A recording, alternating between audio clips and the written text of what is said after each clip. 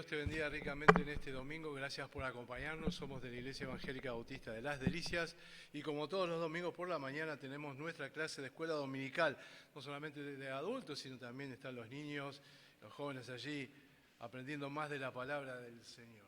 Vamos a comenzar orando, como todos los domingos por la mañana, y luego nos vamos a meter el texto base que nos toca hoy, Marcos 14, del 32 al 72, ¿sí?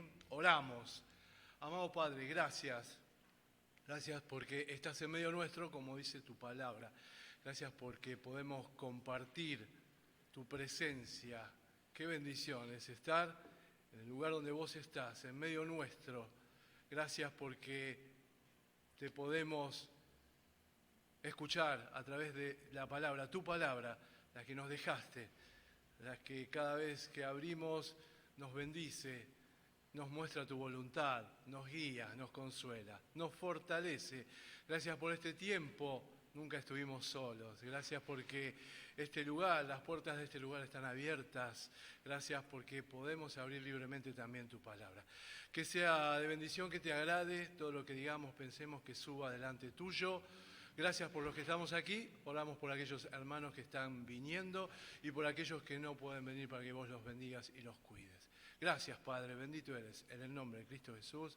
Amén y amén. Muy bien.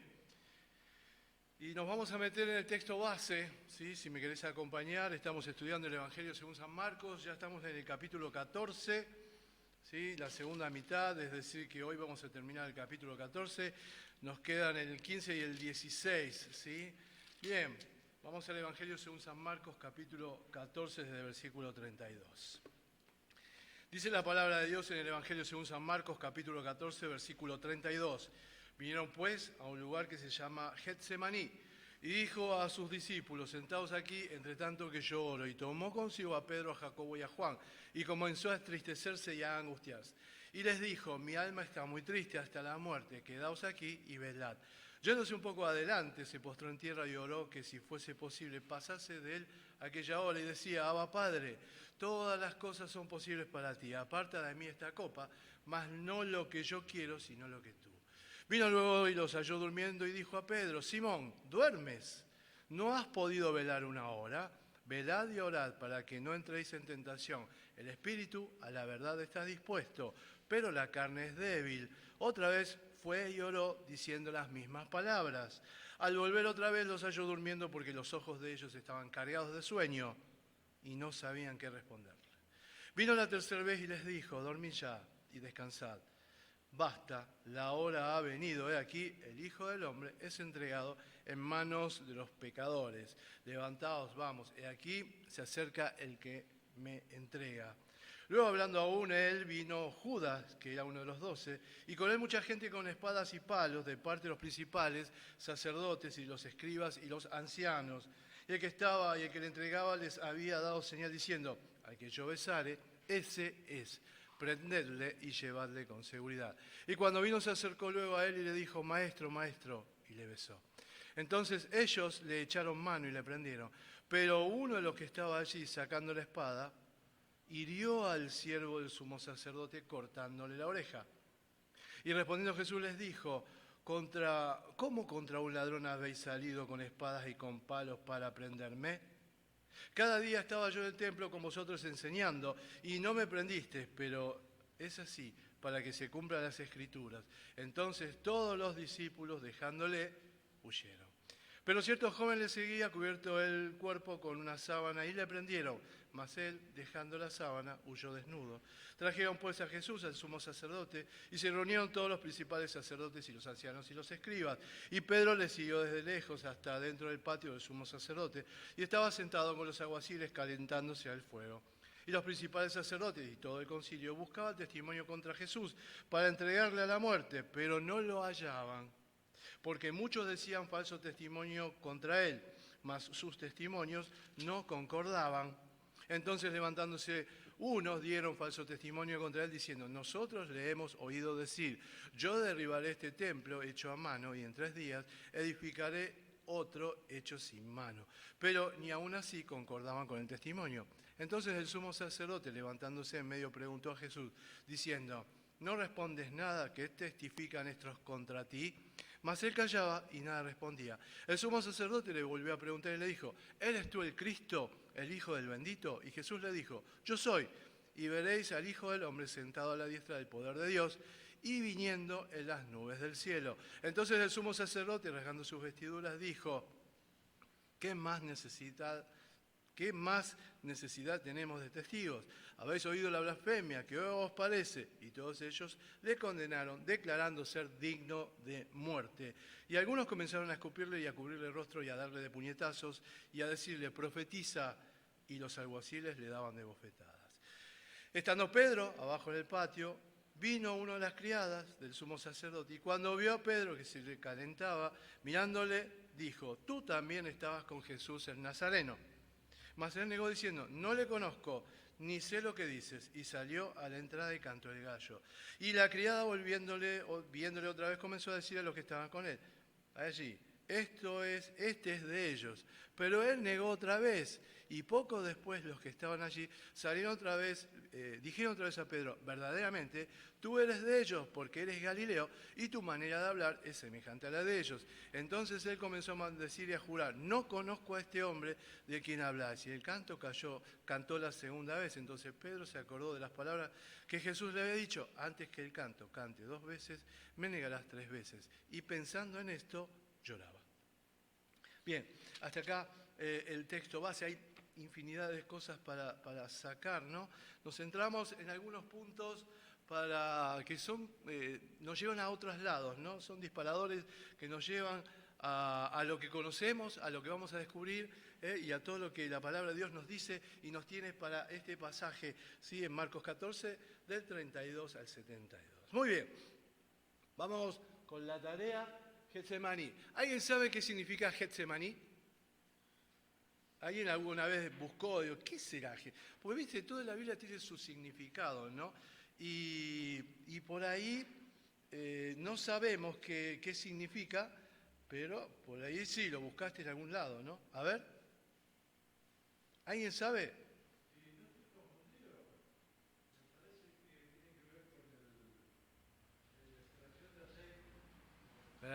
Sí, prensa de olivo significa. Prensa de olivo, claro, los olivares, sí, se extraía el aceite.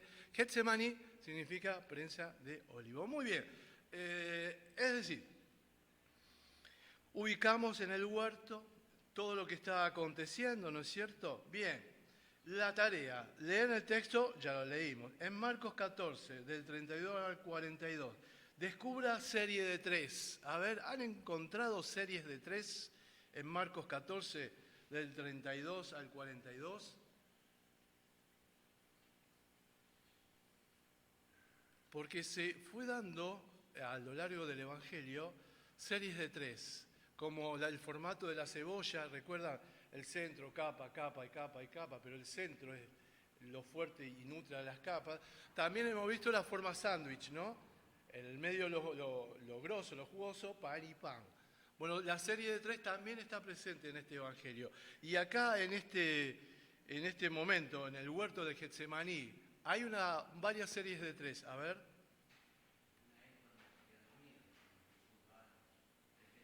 3 veces va Jesús. Muy bien, ahí hay una serie de 3. 3 veces va Jesús. Bien. ¿Cómo? 3 veces ora. Muy bien, 3 veces ora. ¿Cuántos grupos había ahí?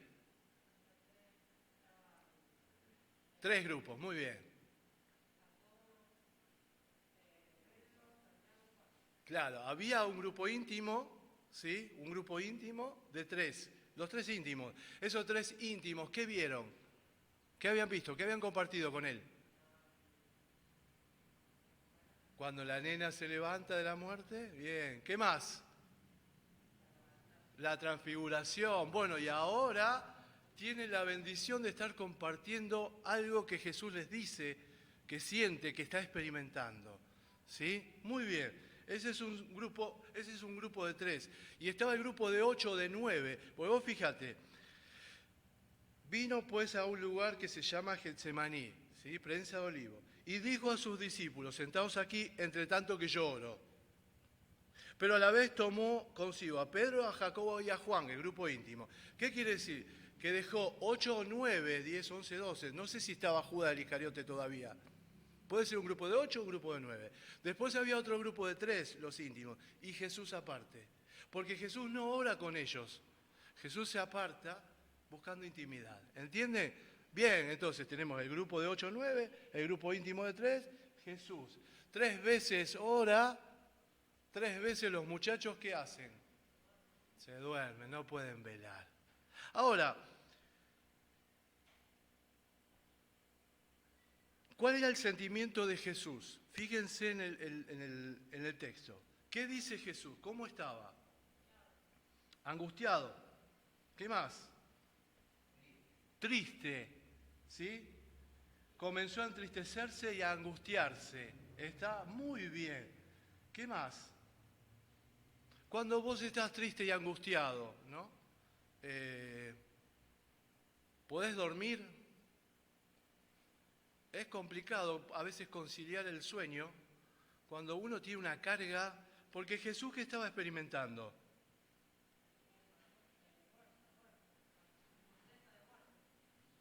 Vamos, ¿qué venía diciendo el Hijo del Hombre? ¿Qué iba a hacer qué el Hijo del Hombre?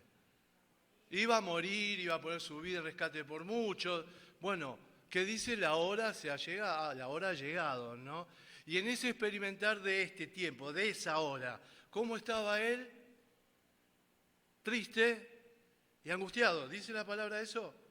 Sí, bueno, fíjense cómo Marcos lo muestra como un hombre que está a punto de poner su vida, entendiendo que lo iban a maltratar, que iba a hacer, le iban a dar vuelta la cara, lo iban a escupir, le iban a pegar bofetadas en la cara, trompazos en la cara, profetiza, que la muerte era muerte de cruz, que iba a ser, se iba a maldito todo aquel que es colgado en un madero, él iba a morir en un madero. Fíjense todo lo que está experimentando Jesús. Ahora los discípulos, ¿qué experimentaron? ¿Ah? Cansancio. Claro, no estaban nerviosos porque iban a morir. Se durmieron. No tenían esa locura, viste, de cuando vos llegás y por ahí, nos pasa, ¿no? No podés dormir por algo. Pero está tu maestro ahí que va a poner la vida y tu sentimiento es cansancio, es sueño. Claro, no hay el ida y vuelta, no hubo empatía. Por eso uno debe entender, ¿qué es lo que dice Pedro cuando lo vienen a encarar los muchachos ahí de aquella época? La chica que se dio cuenta que estaba con él porque hablaba distinto. ¿Qué es lo que dice Pedro? Lo niega, pero ¿qué dice? Ah, no lo conozco. ¿Mintió?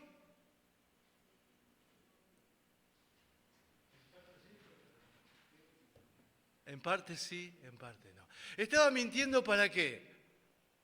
Para zafar, porque era boleta. Pero también no lo conocía. No lo conocía. Porque si lo hubiera conocido, hubiera hecho otra cosa. Pero bueno, eso lo dejamos para más adelante, así lo desarrollamos. Pero vos fijate cómo el texto nos lleva a eso, a entender cómo el discípulo miente, pero también dice la verdad, no lo conozco. No lo conozco. Y él va a tener, Jesús va a tener un trato dulce, porque cuando él vuelve, dice, avísenle a todos los muchachos, y a Pedro, y a Pedro. Pero eso lo vamos a ver más adelante. Muy bien, entonces, nos dimos cuenta, ¿sí?, de series de 3. Ahora, la segunda parte de la tarea era, busca el significado de ABBA. No me ponga de grupo sueco de música, porque ese no es. Les digo por las dudas, ¿sí? ¿Cómo es? Papito querido, viejo querido, papucho, lo que sea. Y es un texto que no es utilizado, ¿sí?, salvo... Ponelo, Dani, perdóname.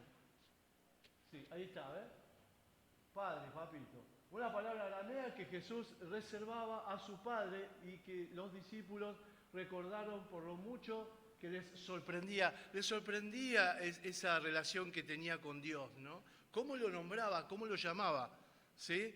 Y decía, Abba, Padre. Hay una cita, Gálatas, ¿sí? Y por cuanto sois hijos, Dios os envió... Ahí está.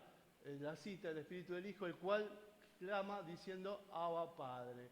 ¿Sí? Bueno, todo eso que nos muestra la relación que tenía Jesús con su Padre. ¿Y cómo lo vemos a esa relación? ¿Cómo se nutre esa relación? A ver. ¿Qué les parece? En un tiempo de angustia, ¿qué hace Jesús? Estaba angustiado, triste, ¿sí? En el Getsemaní, ¿qué hace? Ora, ora. Busca a Dios, se refugia en Él. ¿Sí? Bueno, también lo vamos a desarrollar. Muy bien, lo dejamos ahí. Busque qué tienen en común estos pasajes. Marcos 15, 2, 9, 12, 18, 26 y 32. Nos saltamos al otro texto, ¿no es cierto? Nosotros estamos trabajando en el 14, pero yo te hice buscar Marcos 15, 2, 9, 12, 18, 26 y 32.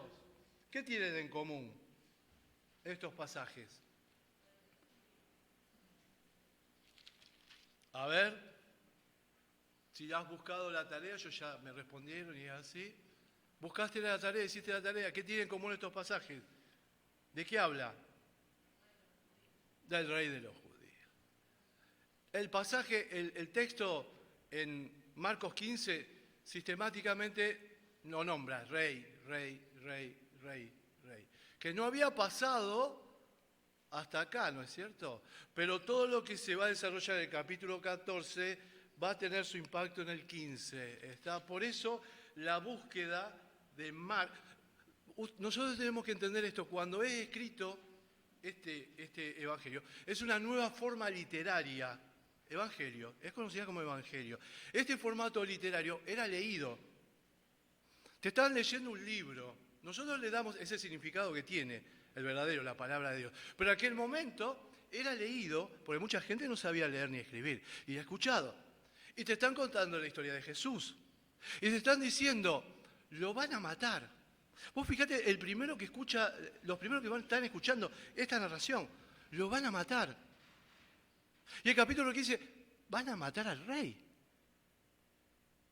Vos fíjate, si fuera la primera vez que escuchaste esto, o que estás leyendo este libro, y te sorprende que este rey, hijo de Dios, es condenado por el imperio porque es un sedicioso, porque es un rey. Y los otros, el juicio religioso, lo condena por blasfemo. Los pibes que estaban escuchando por primera vez esta narración, este formato literario, evangelio, deben haber abierto los ojos y decir, ¿cómo puede ser que hizo tantas cosas buenas, que se portó siempre bien, que levantó una nena de la muerte, que sanó enfermedades, que expulsó afuera demonios, que tiene autoridad cuando habla, lo van a matar? Se va a morir el rey. La política lo encontró culpable y lo cuelgan en un madero. Y los religiosos de aquella época lo condenan, porque hay dos juicios, uno religioso y el otro del sistema. Debe haber sido espectacular cuando esos pibes escucharon por primera vez y leyeron por primera vez este libro. Pero no te quedes con el capítulo 15, hay que ir hasta el 16 donde termina. Por eso nosotros tal vez perdimos esa capacidad de asombrarnos, porque ellos de primera mano lo tienen y nosotros hemos escuchado sistemáticamente esta narración, ¿no es cierto? Las perícopas, cómo las sabemos de memoria los pasajes. Pero en aquel momento esto era nuevo y te lo iban leyendo y te iba atrapando. Yo no sé si tenemos todavía la práctica de la lectura del libro, ¿no? De esos libros, el libro, no esto, el libro. ¿Sí? Ese amarillo, esa hoja amarilla que cuando da vuelta se rompe, se quiebra, es espectacular. En aquel momento esto era nuevo. Y se sorprendían de lo que estaba pasando y lo que Marcos les estaba contando. En un momento determinado el rey iba a morir, pero no se iba a quedar así. Entonces, nosotros nos debemos asombrar con la palabra de Dios, ¿no? Entendiendo lo que tiene para nosotros en este tiempo 2021, como en la época de Marcos, cuando lo contaba, lo leía a aquellos que no sabían leer. Otra parte de la tarea es leer la muerte de Judas, Mateo 23, del 3 al 10, versus Pedro niega a Jesús en todos los evangelios. Y había que desarrollarlo. A ver, ¿qué vimos ahí? Eso lo tengo, Dani, no me acuerdo. Pará. Ese no me acuerdo. Vamos, ¿qué viste en la muerte de Judas el Iscariote? Hay una palabrita ahí que... Remordimiento. ¿Tuvo remordimiento? Más que arrepentimiento. Se remordió. Estaba remordido. Bueno, se dio cuenta que había entregado sangre inocente, ¿no? Y tuvo remordimiento. Bien. ¿Qué más? Se ahorcó. Bien. No metameleia, no cambió de... exactamente. No cambió de dirección. Siguió la misma dirección. Bueno, ese es un buen concepto de la muerte. Y ahora Pedro, ¿por qué compararlo a Pedro con Judas el Iscariote?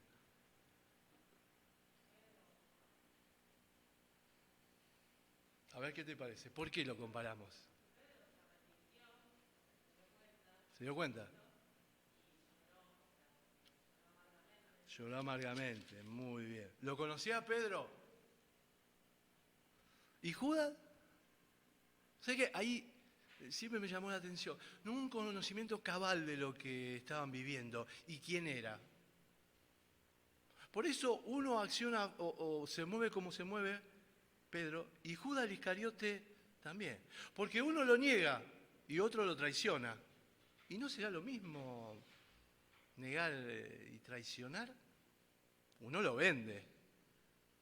Pero al negarle, ¿no estás traicionando a aquel que confió en vos, que te ama, que da tu vida por vos? Pero eso forma parte de la formación del discípulo y el conocimiento que uno debe tener de quien te discipula, Dios, ¿no? Y en este momento Jesús y ellos, ¿no es cierto? Por eso la comparación, el acto de la muerte de Judas el Iscariote, más todo lo que hizo Pedro, uno lo niega, el otro lo entrega. Después lo vamos a desarrollar. Muy bien, Dani, vamos a Getsemaní, prensa de aceite. ¿Lo tenés? Getsemaní, prensa de aceite. Esa, bien. Discúlpenme, ¿eh? Getsemaní, prensa de aceite. Bien, fíjense, ahí en el texto, si me quieren acompañar, mándalo. Eso. La determinación de su alma, estamos hablando de Jesús, versículos 35, 36 y 37. ¿Sí? ¿Vamos? Evangelio según San Marcos, capítulo 14, 35, 36 y 37 dice: yéndose un poco adelante, se postró en tierra y oró que si fuese posible pasase de él aquella hora, y decía: Abba, Padre, todas las cosas son posibles para ti, aparta de mí esta copa, mas no lo que yo quiero, sino lo que tú. Vino luego y los halló durmiendo, y dijo a Pedro: Simón, ¿duermes? ¿No has velado una hora? Y en el 39, otra vez fue y oró diciendo las mismas palabras, ¿sí? Acá, ¿qué vemos en Jesús? Varias cosas. Confianza en Dios. Abba, Padre, todas las cosas te son posibles. Estaba en un momento muy complicado de su vida, de tu vida, de la vida de él. ¿Sí? ¿Lo traspolás? Estoy en un momento muy complicado de mi vida. ¿Qué haces? Me duermo. Me duermo, no. Velo, oro, confío en Él. Porque Él nos dio la muestra de cómo traspasar, cómo vivir un momento en nuestra vida angustioso. En un momento cuando estás triste, en un momento que estás muy triste hasta la muerte, en un momento donde estás angustiado, ¿qué haces? Yo confío en Dios como Él, confianza en Dios. Abba, Padre, todas las cosas te son posibles para ti. ¿Sí? Es una palabra. ¿Habría alguna otra base justa sobre la cual Dios podía salvar a los pecadores? No había. Ese era el plan. No había plan B, ¿eh? Este era el plan. Cuando Él dice, vamos, ¿sí?, que la hora ha llegado, es porque se cumple el plan. Y estoy en el medio del plan. Y no hay plan B, este es el plan. El silencio del cielo indicó que no había otro modo. El Santo Hijo de Dios debe morir. Él le habla a su padre y el padre, silencio. Vos debes morir. Ese es el plan. Bien, petición. Aparta de mí esta copa. No es que tuviera temor de sufrir o de morir, ¿no? Sino que sentía horror y repulsión al pensar que debía llevar el pecado del mundo sobre su cuerpo. ¿Cuántas veces pecó Jesús? ¿Por qué ninguna? Porque si no, no hubiera servido el sacrificio. Cordero sin mancha. Nada, nunca. Nada. Entonces, él no tenía miedo de morir, sino el experimentar el pecado en su cuerpo. De hecho, cuando él fue crucificado, experimentó el pecado de ¿quiénes? ¿Y qué es todos?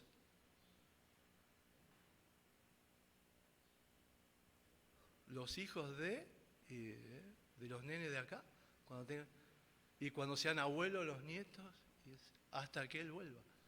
Es inconmensurable, no tiene medida hasta dónde llega el sacrificio perfecto de él, una vez y para siempre. Entonces, él va a experimentar eso. El que era sin pecado había de ser hecho pecado por nosotros, 2 Corintios 5:21.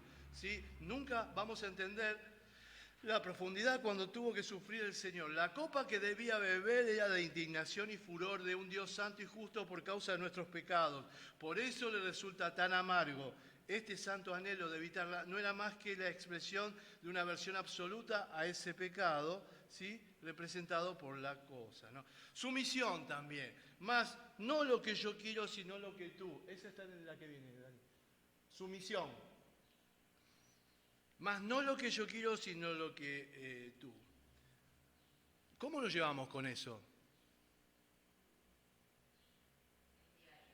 ¿Eh? Es diario, ya me levanto la mano. Pero Jesús estaba en la condición de hombre. Él sabía lo que era sufrir. Siempre creo yo que él sufrió con dolores en el corazón. Seguro que dolió. ¿Sí? Y también tenía que pasar por el sufrimiento de la muerte. ¿Sí? ¿Por qué se despojó de su divinidad para hacerse no. Condición de hombre? No. No. Se despojó de la divinidad, es una herejía eso. Entonces no era divino el que fue crucificado. No. No se despoja en ningún momento de la divinidad. 100% Dios, 100% hombre.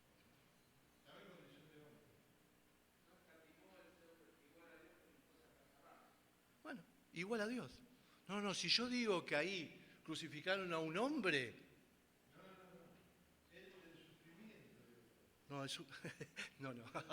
No, el sufrimiento, no hay desdoblamiento en el sufrimiento. Él lo sufre como era, 100% Dios, 100%. No hay en ningún momento separación, no hay en ningún momento espíritu clavado, porque esa es una herejía. ¿Cómo que no va a sentir el dolor? ¿Y qué? Sí. ¿Pero qué querés decir? No te entiendo, no sé a dónde vas. Porque si yo supiera dónde va, por ahí... Él sufre. ¿Cómo qué? Como 100% Dios, 100% hombre. ¿Y? Sí. ¿Cómo estarías vos en ese momento?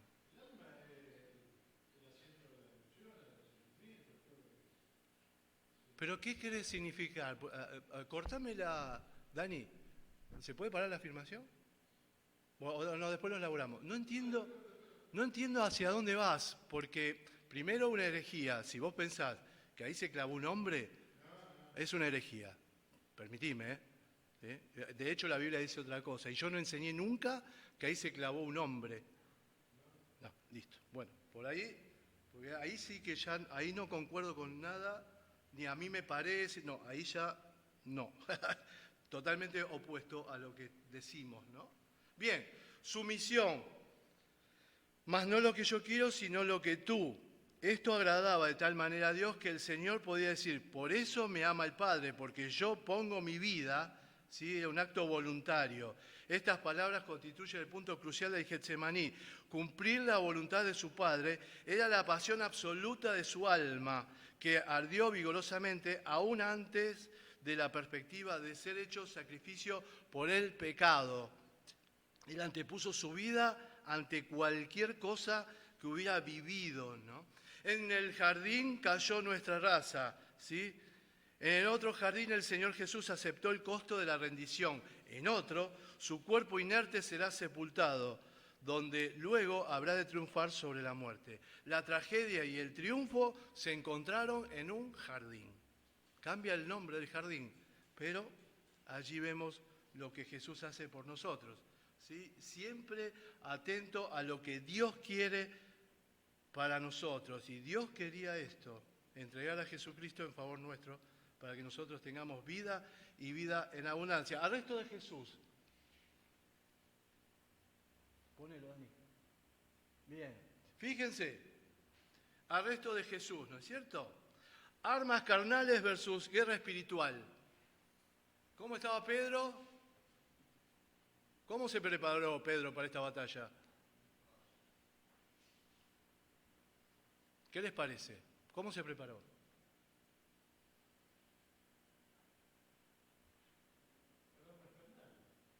¿Y cuál era el arma carnal? Una espada. Una espada. Una espada. Porque acá Marcos no nos dice. Que dice que alguien saca. Y después nos va a decir que Malco perdió la oreja. Lo resolvió a su manera, claro. Pero esta es una guerra espiritual. ¿Qué hizo cuando había que batallar espiritualmente? Se durmió. No veló. No entendió nunca nada este pibe. Porque no lo conozco, es así, no lo conozco. Por eso, si lo hubiera conocido, no hubiera desenvainado y no lo hubiera agredido. Vos me vas a decir, bueno, pero fue un movimiento nocturno porque Jesús entró a la clandestinidad, que es verdad. Y se movía de noche, que es verdad. Y dentro de la clandestinidad vinieron y se lo llevaron preso, y es verdad. Pero Jesús los estaba preparando para el reino. Y ese reino no es espada. En ese reino hay que velar, orar, mirar. Y él no se preparó adecuadamente. Porque no lo conocía. Y confiaba más en él. Yo no te voy a negar. Aunque todos te nieguen, yo no. Y de paso voy calzado, por la duda. Por la duda, ¿viste? Porque si aparece lo pibes. Y así lo resolvió. Armas carnales versus guerra espiritual. Incoherencia en Pedro, versículo 29. Fíjense las incoherencias de Pedro. Versículo 29. Pedro le dijo, aunque todos se escandalicen, yo no. Pobre pibe, nos estamos matando. Versículo 31. Vinieron pues, mas él con mayor insistencia decía, si me fuera necesario morir contigo, no te negaré. Todos también decían lo mismo, no te negaré. Versículo 47. Él lucha por Jesús, pero no era de la forma adecuada. Entonces, pero uno de los que estaban allí sacando la espada hirió al siervo del sumo sacerdote, cortándole la oreja. No era lo adecuado, esa forma de combate. Versículo 50. Entonces todos los discípulos dejándoles, huyeron. Claro, pero habías dicho que yo no te negaré, ¿eh? Huyeron. El versículo 54, fíjate ahora, versículo 54. Y Pedro le siguió de lejos. Bueno, pero estábamos comiendo juntos, flaco.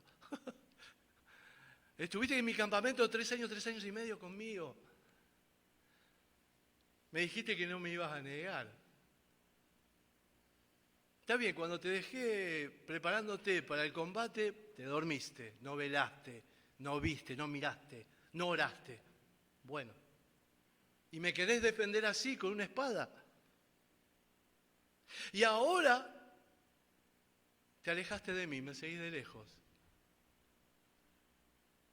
Y para terminar, ¿no? cómo es que nuestro Dios, a pesar de nosotros, es misericordioso. De forma tal que yo lo puedo negar, puedo combatir diferente o mal, puedo no conocerlo y sin embargo Él está al alcance de tu mano.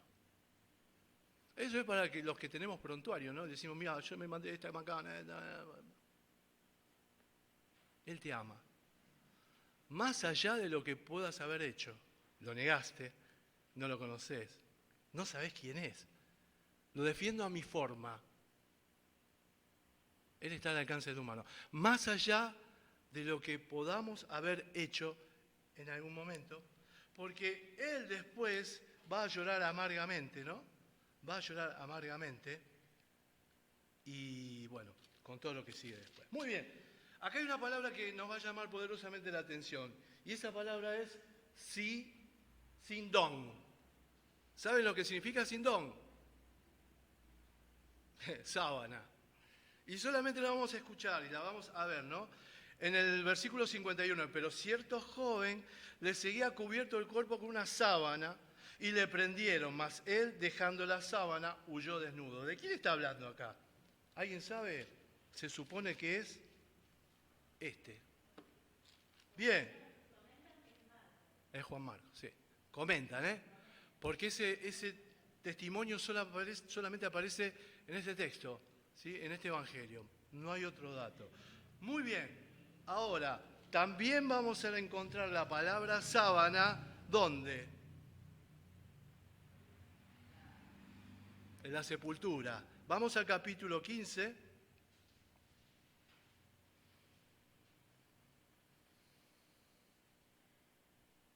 Versículos 46. ¿Sí? El 45 dice, informado por el centurión dio el cuerpo a José, el cual compró una sábana y quitándolo lo envolvió en la sábana y lo puso en un sepulcro que estaba cavado en una peña e hizo rodar una piedra a la entrada del sepulcro. Bueno, cuando estudiemos el capítulo 15, ahí vamos a entender lo de la sábana. ¿Sí? Por ahora lo dejamos, y está bueno eso.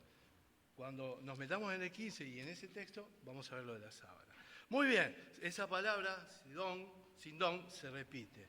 Bien, estamos en el arresto de Jesús, ¿sí? Hemos visto cómo es lo de Pedro, ¿sí?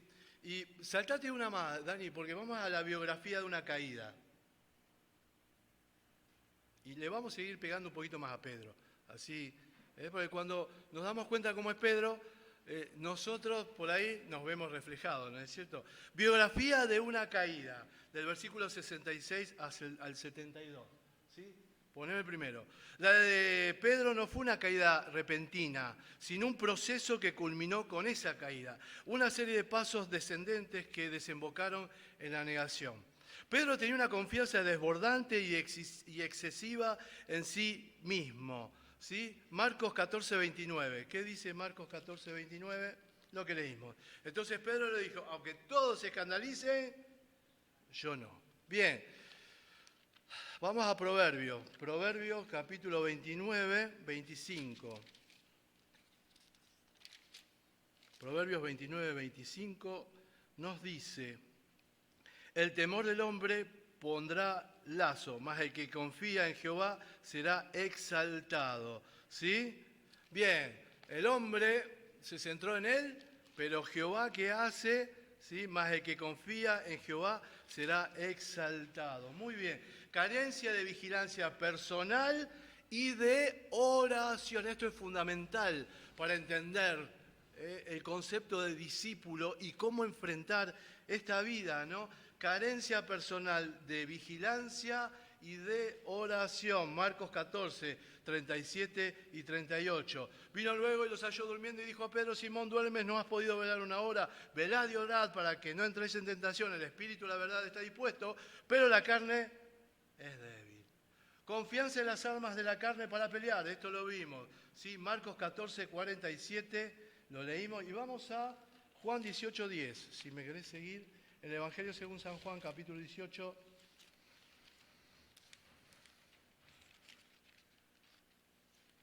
Capítulo 18, versículo 10.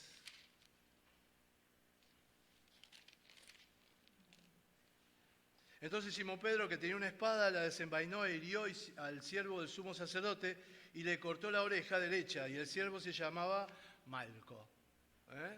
Ahí lo tenemos a Pedro combatiendo en la guerra equivocada con las armas equivocadas.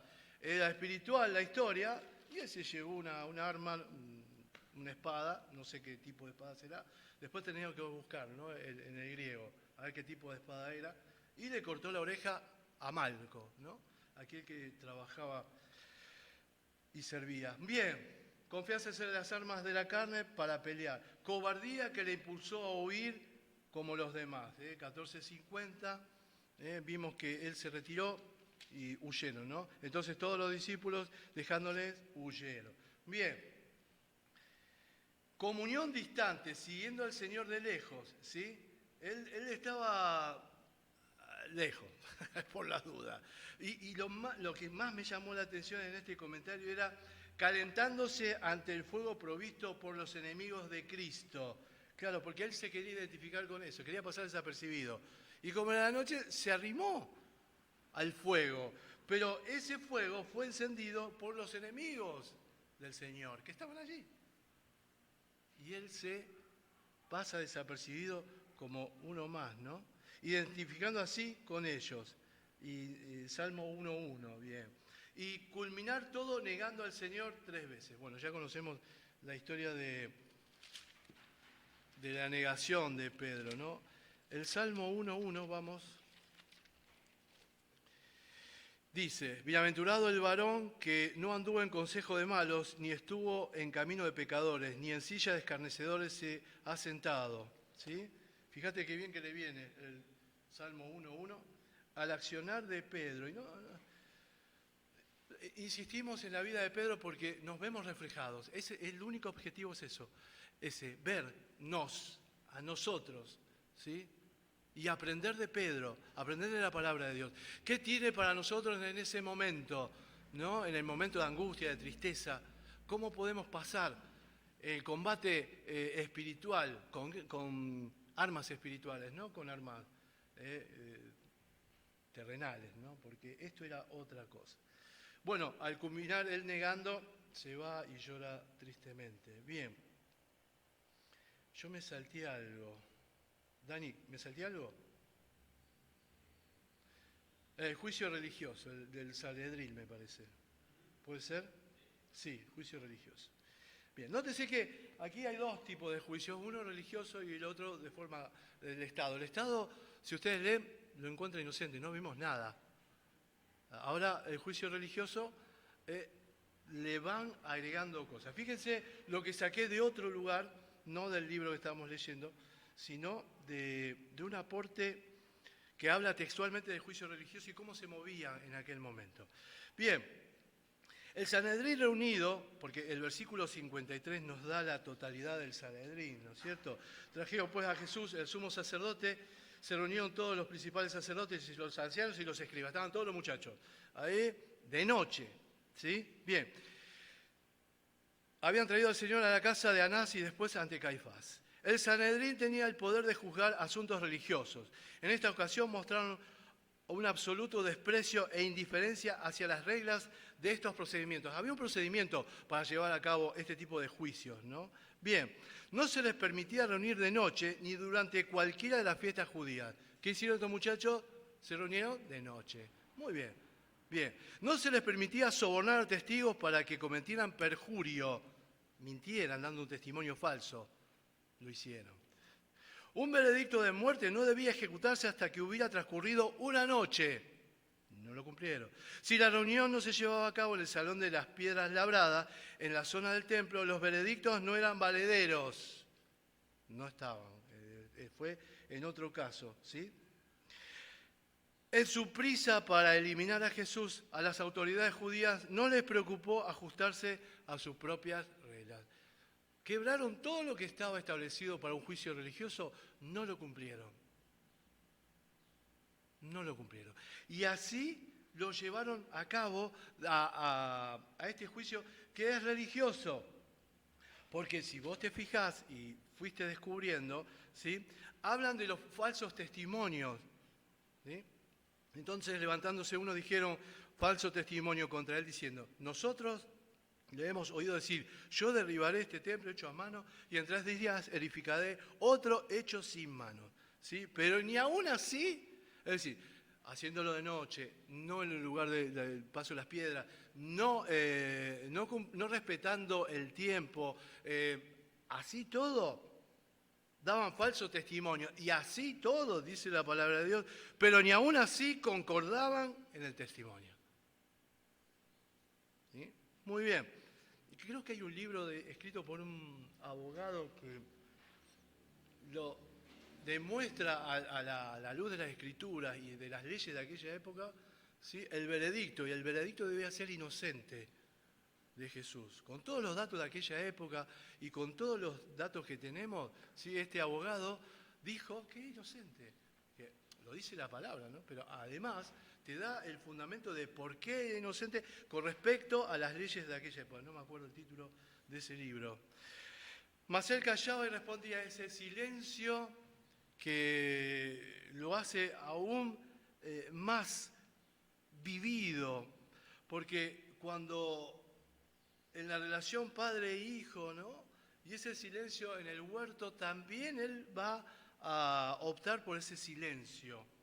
El sumo sacerdote le dijo y le dijo, ¿eres tú el Cristo, el Hijo del Dios bendito? Y ahí responde.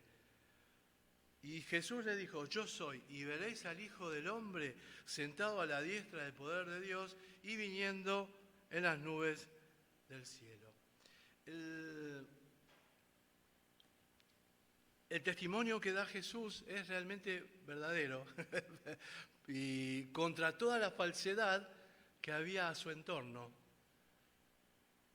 Por eso lo hace aún más fuerte lo que estamos leyendo, porque vuelvo a insistirte que esto cuando se leyó, cuando se predicaba, cuando se mostraba al principio, ¿sí? Cuando Marcos lo escribe y lo muestra y lo da, les debe haber sorprendido esta declaración también, porque ahí, si vos no entendiste mucho de lo que estabas escuchando, ahí de boca de Jesús vas a escuchar, yo soy, ¿eres tú el Cristo, el Hijo del Dios bendito? ¿Cómo empieza Marcos, el Evangelio según San Marcos? Vamos a Marcos 1:1, ¿no? Marcos 1:1, ¿qué dice? Principio del Evangelio, ¿sí? De Jesucristo, Hijo de Dios. Así empieza, capítulo 1, versículo 1. ¿Qué dice en el 14:62? Yo soy. ¿Quién soy? ¿Eres tú el Cristo, el Hijo del bendito? Yo soy. Fíjate, nos llevó 14 capítulos llegar hasta eso. Lo tuvimos en el primero. Y ahí vimos que el desarrollo de este evangelio era eso, mostrar que Jesús era el Cristo, el Hijo de Dios. Y lo fue desarrollando hasta encontrar a un rey en una situación que para ellos no era normal, no era común. El rey estaba preso, a punto de poner su vida, ¿sí? Y el juicio que se le estaba haciendo estaba plagado de nulidad, porque había falsos testimonios, falsos testigos, no concordaban con lo que decían, hasta que llega la declaración de Jesús, yo soy y veréis al Hijo del Hombre sentado a la diestra del poder de Dios y viniendo en las nubes del cielo. 14 capítulos después, ese yo soy hace mención a él, tú eres el Cristo, el Hijo del bendito, yo soy. Pero también me llevó 14 capítulos hasta llegar acá, y no te conozco. Y eso, para nosotros los discípulos, es lo más duro que puedas escuchar. 14 capítulos del Evangelio y no te conozco. Lo cual me lleva a reflexionar mi vida, ¿no? ¿Te conozco? Sí, manifesté el deseo de seguirte y te abrí mi corazón y te tengo como mi Salvador. Sos mi Rey. Te conozco. ¿Y cómo es conocerte? ¿Qué tengo que hacer? Mirar, velar, orar. Tener esa relación viejo querido. Porque si yo no tengo esto, van a pasar 14 capítulos más. Y le van a volver a preguntar y no te conozco.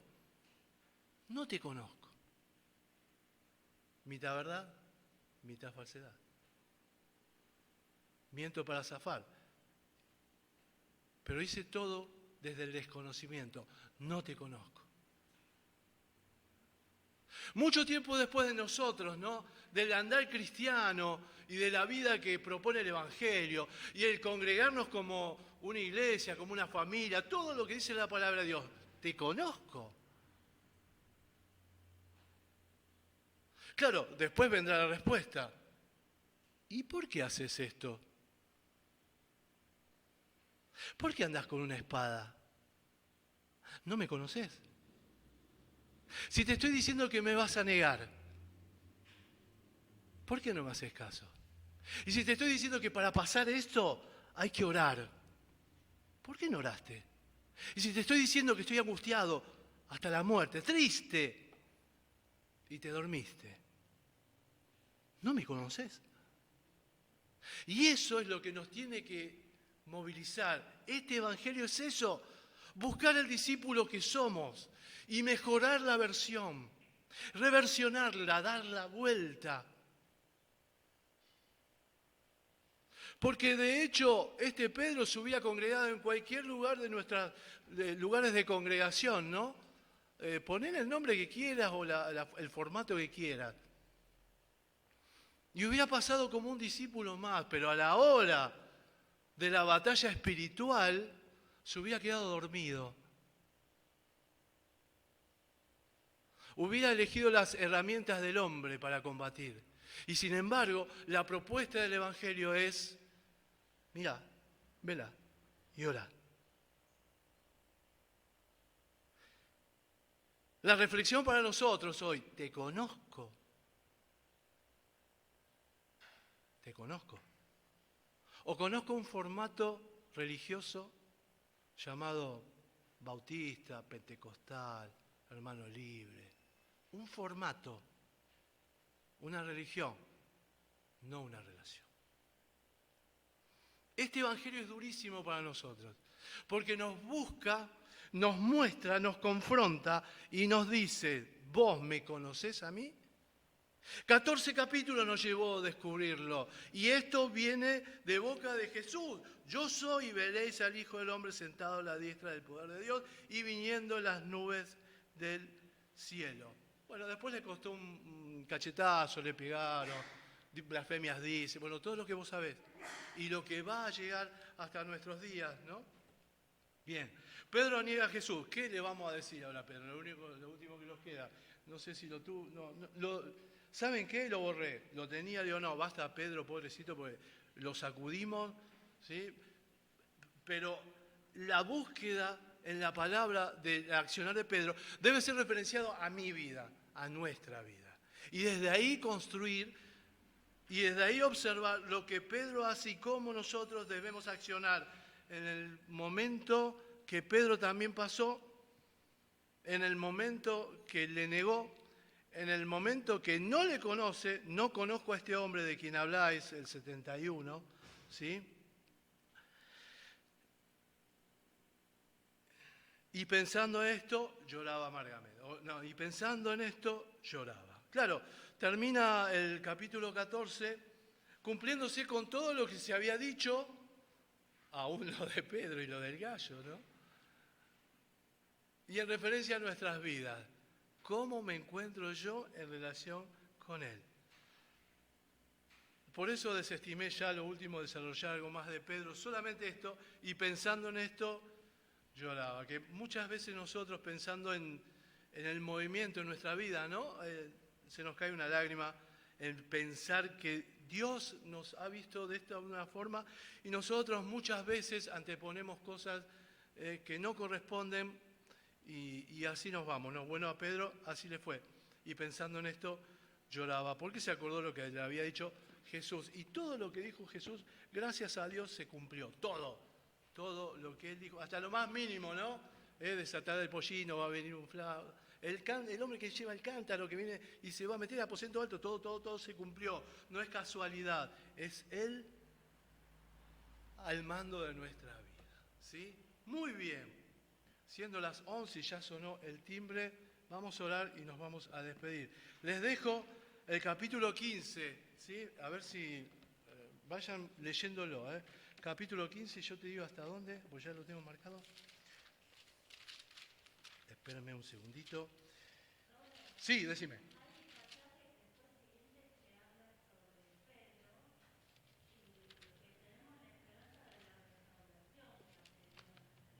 Claro.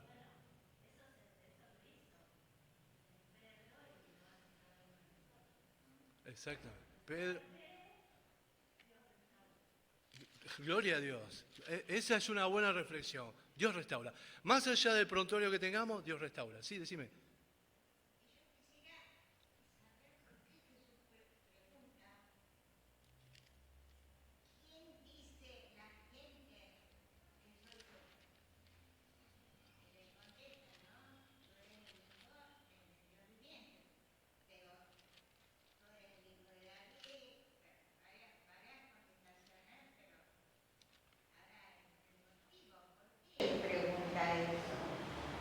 Eso está en el capítulo 8. ¿Sí? Salió Jesús y sus discípulos para salir a Cesarea de Filipo y en el camino preguntó a sus discípulos diciéndole: ¿quién dice los hombres que soy yo? Dos hombres. ¿Pero otros? ¿Sí? Bien. Después, ellos respondieron: uno fue el Bautista, otro Elías y algún otro de los profetas. Entonces les dijo: ¿y vosotros? ¿Quién decís que soy yo? Y responde: ¿quién va a responder? El vocero del grupo. En mi tribu, cuando yo era pibe jugaba a la pelota, el bocón del grupo. Que estaba así, siempre boconeando, ¿no? ¿Quién es este? Entonces él dijo: ¿y vosotros qué decís que soy yo? Respondiendo Pedro le dijo: tú eres el Cristo. Después vamos a ver desarrollado en Juan, no te lo reveló ni carne y sangre, sino que el Espíritu. Entonces tiene una revelación por parte de Dios para con Pedro, ¿sí? Pero si él dice: tú eres el Cristo, es peor todavía, porque todavía no le conoce. Todavía no le conoce. ¿Me entendés? Y necesitaba saber, Jesús, esto lo dimos, Esto lo dimos cuando dimos el capítulo 8. ¿Qué pensaban ellos? Porque ellos formaban el grupo y Jesús los estaba preparando como discípulos, ¿sí? Sí, decime. Faltaba completarse el plan. Falta.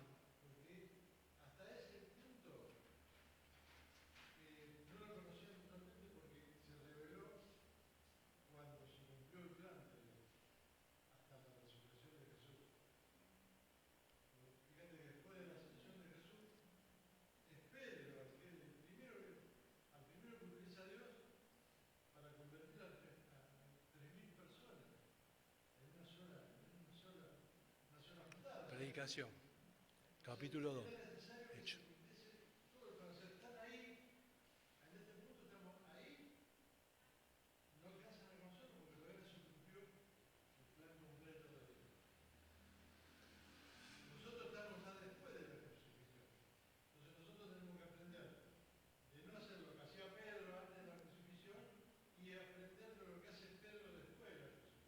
¿Y en el medio qué hubo? En el medio, restauración. Apacienta a mis ovejas. En el medio tiene, fíjate, el resultado de la predicación, Hechos capítulo 2, el resultado de la predicación, Pedro, si lo agarramos a Pedro acá, ¿qué pasó? Apacienta a mis ovejas. Vos me amás, apacienta a mis ovejas. Vos me amás, mi corderito. Mirá que te van a llevar a donde no quieres. Bueno, la preparación para el combate. Hasta que no hubo esa sanidad en Pedro, esa restauración. Y le está diciendo, le está profetizando: mirá que cuando seas viejo te van a atar y te van a llevar a un lugar. Ahí, cuando seas viejo. O sea que Pedro tenía cuerda para dar, pero si no hubo esa restauración, no iba a pasar lo que pasó. Por eso en nuestras vidas, si ha pasado algo, tiene que haber restauración. Y Dios trabaja en eso. Muchas veces no le damos cabida. Dale.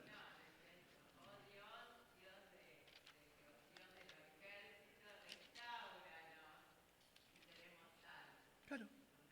Amén. ¿Sí? De cierto te digo, cuando eras más joven te ceñías e ibas a donde querías. Mas cuando ya seas viejo, extenderás tu mano y te ceñirá otro y te llevará a donde no quieras. Esto dijo dando a entender con qué muerte había de glorificar a Dios, y dicho esto, añadió, sígueme. ¿Sí? Y antes está, Simón, hijo de Jonás, ¿me amas más que esto? Le respondió Jesús, sí, Señor, tú sabes que te amo. Apacentá mis corderos. Bueno, 3 veces vas a decir lo mismo, Señor, hijo de Jonás, ¿me amas? Pedro le respondió, sí, Señor, tú sabes que te amo. Le dijo, pastorea mis ovejas. Le dijo la tercera vez, Simón, hijo de Jonás, ¿me amas? Pedro se entristeció de que le dijese por tercera vez, flaco, pero vos me negaste también. 3 veces tenés que sanar, ¿sí? ¿Me amás? Y respondiendo, le dijo, tú lo sabes todo. Claro, tuviste que llegar acá para decir tú lo sabes todo. Yo te dije que vos me ibas a negar. Y vos me dijiste que no. Y te preparé para la batalla espiritual. Y fuiste armado con una arma carnal. Y Pedro termina diciendo, confesando, Señor, tú lo sabes todo. Tú sabes que te amo. Jesús le dijo, apacienta mis ovejas. Esta es la vida de un discípulo. Nosotros somos así. Y podemos aprender mucho de lo que Dios tiene para nosotros en la palabra, referido a cada una de nuestras vidas. ¿Estamos? Bien, después les pongo hasta dónde vamos a estudiar el domingo que viene. Oramos y nos despedimos para la gloria de Dios. ¿Sí? Oramos. Amado Padre, gracias por este hermoso domingo. Gracias porque otra vez hemos podido abrir tu palabra, disfrutar de ella. Gracias porque hay tantas cosas para nosotros, hay tanto que aprender, hay tanto que entender, hay tanto que poner en práctica. Gracias, Padre, por todo lo que hay para nosotros. Gracias porque hemos podido abrir tu palabra libremente. Gracias porque nos has hablado. Gracias, Padre, por tu palabra. Oramos por todos los que están aquí, por mis hermanos, por mí. Gracias, Padre, por tu bendición de estar aquí en medio nuestro. Oramos por aquellos que no han podido venir para que vos los bendigas ricamente. Y hoy, domingo a la noche, como todos los domingos a la noche, vamos a predicar el Evangelio de salvación. Oramos por aquellos que vengan, que no hayan escuchado nunca de tu palabra, para que puedan irse con vida y vida en abundancia. Gracias, Padre, cubrir el regreso de nuestros hogares. En el nombre de Cristo Jesús, amén y amén. Que Dios te bendiga, hermano. Nos vemos esta noche. Bendiciones.